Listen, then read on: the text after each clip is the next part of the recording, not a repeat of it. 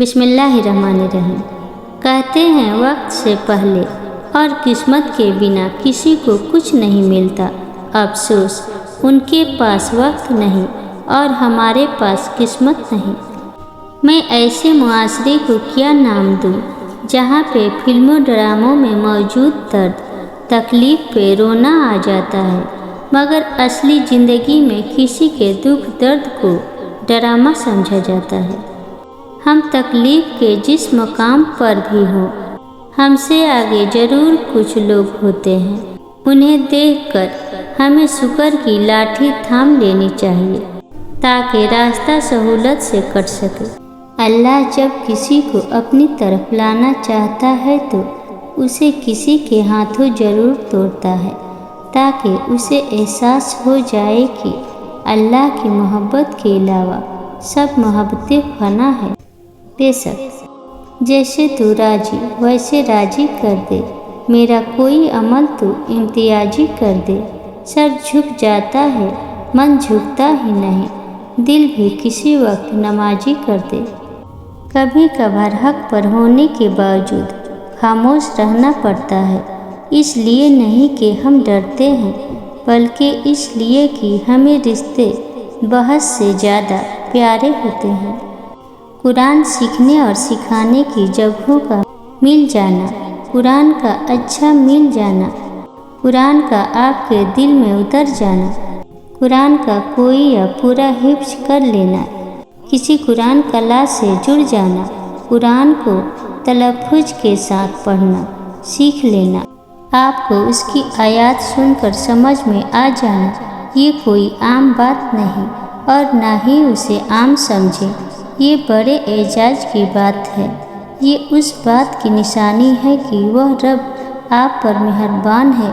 अगर कुरान से जुड़ने की दावत आप तक पहुंच रही है तो जान लीजिए कि आपका रब आपको बहुत खास कर लेना चाहता है। वह चाहता है कि आप उसके कलाम को थाम लें, उसको समझें और उस पर अमल करें। उस पर अमल करके रब के करीब हो जाएं। अल्हम्दुलिल्लाह रब्बिल आलमीन। न जाने कौन सी साजिशों का हम शिकार हो गए कि जितने साफ दिल थे उतने दागदार हो गए। तुम्हारे नफ्स की तरबियत के लिए उतना ही काफ़ी है कि तुम उन चीज़ों से दूरी अख्तियार करो जो तुम्हें दूसरों में बुरी लगती है। पता है अल्लाह को क्या पसंद है, तुम्हारी सर्दी की नमाज।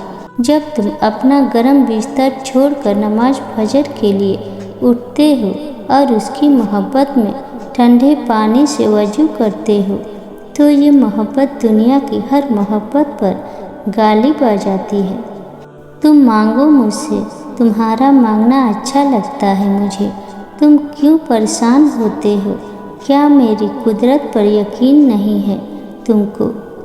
मैं तो तुम्हारे सहरग से भी ज़्यादा करीब हूँ। जब तुम अपनी माँ की नीयत पर शक नहीं कर सकते तो उस पर कैसी बेयकीनी जो तुमसे 70 माँओं से ज़्यादा बढ़कर मोहब्बत करता है। मुझसे मुकम्मल यकीन के साथ मांग कर तो देखो। अर्ज़ पर कुन कहकर पूरी दुनिया को तुम्हारा वसीला बनाकर तुझे न नवाजा तो कहना। 23 बरस की उम्र में कामयाबी ये है कि अच्छी डिग्री हासिल कर ली हो। 25 बरस की उम्र में कामयाबी ये है कि कोई अच्छी नौकरी मिल गई हो। मायूस वह होता है जो अल्लाह पर यकीन नहीं रखता और महरूम वह होता है जो अल्लाह की नेमतों का शुक्र अदा नहीं करता। अगर ये वीडियो आपको पसंद आई हो तो वीडियो को लाइक और चैनल को सब्सक्राइब करना ना भूलें और कमेंट में अपना सुझाव ज़रूर दें।